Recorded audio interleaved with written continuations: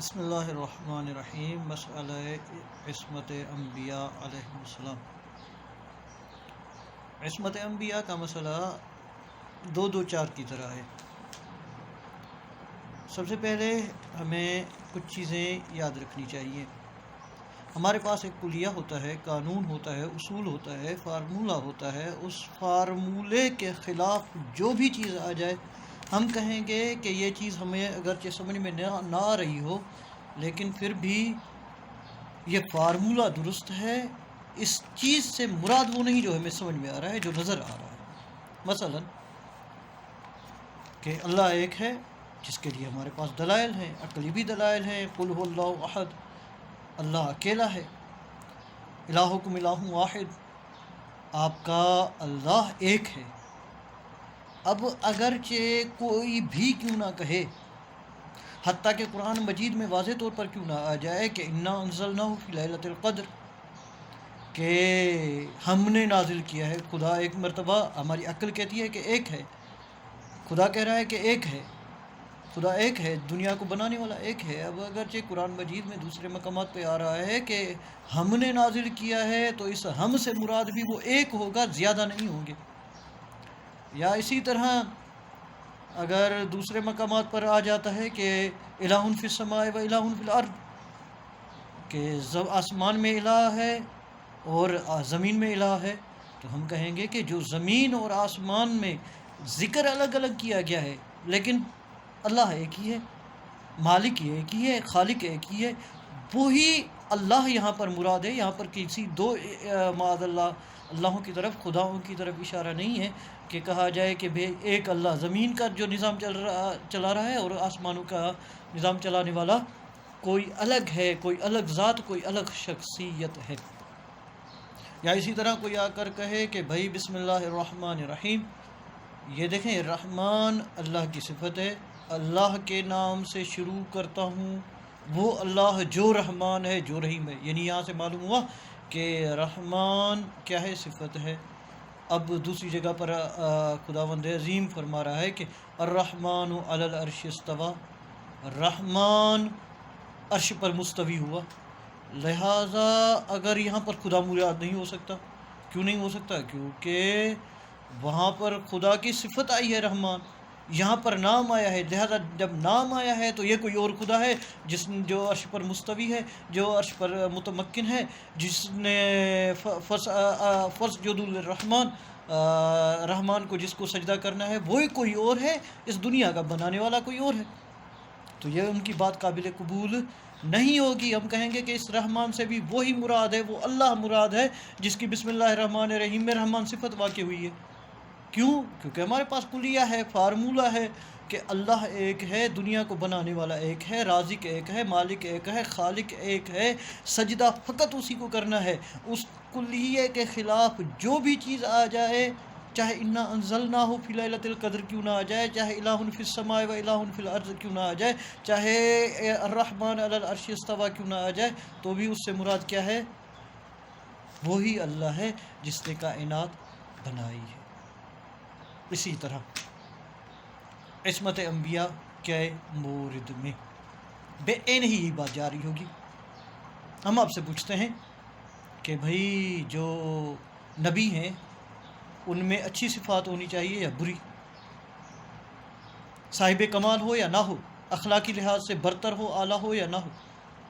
کہ بھائی ظاہر بات ہے جب وہ اللہ کی طرف بلا رہا ہے، اچھے کاموں کی طرف بلا رہا ہے، تو اگر وہ خود ہی اچھے کام نہیں کرے گا تو اس کے بعد کی حیثیت کیا ہوگی؟ اچھا جب اچھے کام کرنے والا ہے اور کیا برائیوں سے، گناہوں سے بچنے والا ہو یا نہ ہو؟ کہا کہ یہ تو مسلم چیز ہے۔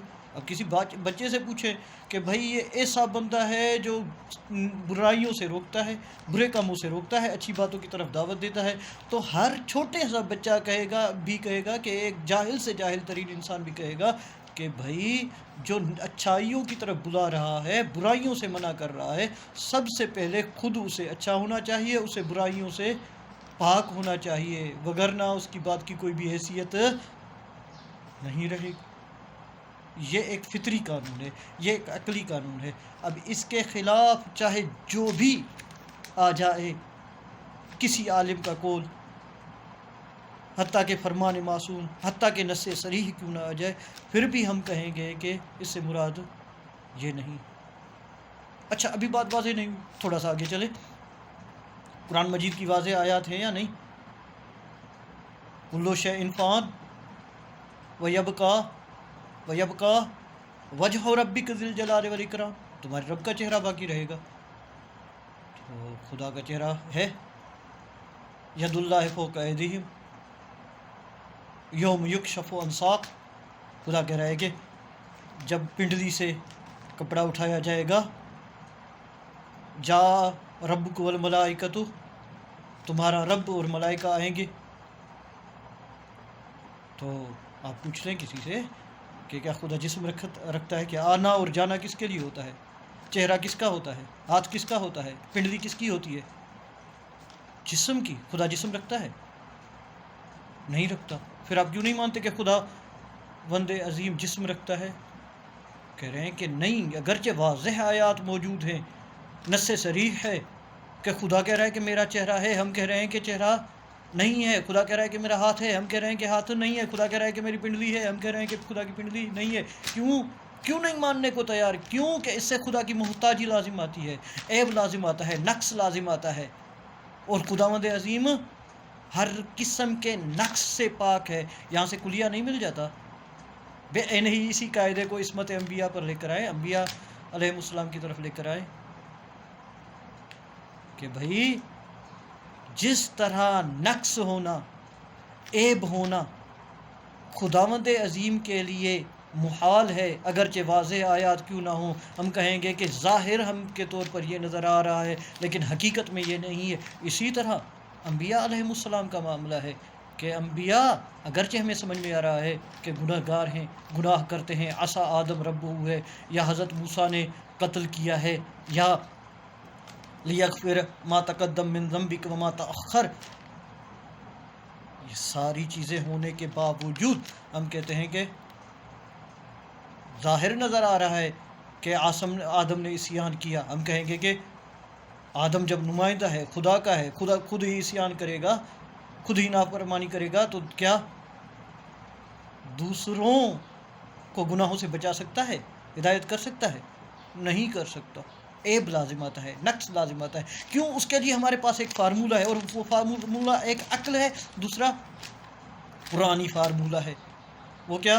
وَلَا يَنَالُ عَهْدِيَ الظَّالِمِينَ، کہ میرا عہد ظالموں تک نہیں پہنچے گا۔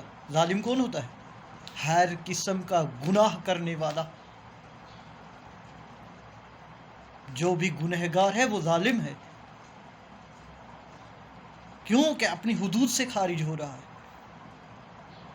تو خداوند عظیم نے فیصلہ کر دیا ہے کہ لا ینالو، حتمن میرا جو عہد ہے، یہ رسالت ہے، یہ امامت ہے، جو عہدہ ہے، جو ذمہ واری ہے، یہ کبھی بھی ظالموں تک نہیں پہنچ سکتی۔ جب خداوند عظیم نے فیصلہ کر دیا کہ نہیں پہنچ سکتی، اب اس کے خلاف چاہے جس کا بھی قول ہو، فرمان معصوم ہو، قرآن مجید کی واضح آیات ہو، ہم کہیں گے کہ ہمیں سمجھ میں یہ آ رہا ہے کہ اس سے انبیاء کی نافرمانی، گناہ ثابت ہو رہا ہے، لیکن اس سے مراد یہ نہیں ہو سکتا جس طرح واضح آیات ید، وجہ، ساق کے موجود ہونے کے باوجود ہم کہتے ہیں کہ اس سے مراد خداوند عظیم کا جسم نہیں ہو سکتا۔ وصلی اللہ علی محمد و آلہ الاطہار۔